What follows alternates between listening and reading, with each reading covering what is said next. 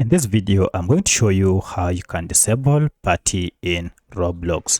By disabling party, you'll be able to choose who can participate with you and also who can add you to a party. If you find this video helpful, I'll kindly request that you support me by liking the video and also by subscribing to this channel.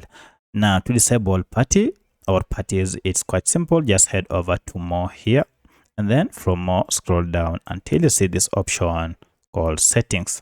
Under settings, choose privacy and content restrictions, and under this, go ahead and choose this option called communication.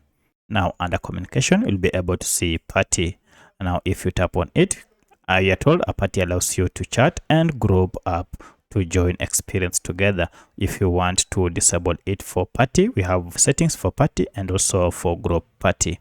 So go ahead and tap on no one, and also under group party, under connections, go ahead and choose the same, no one. So from now henceforth, you'll have disabled who can participate with you and also who can add you to a party. So that's how you can disable party in Roblox. If you have any other question, kindly let me know in the comment section.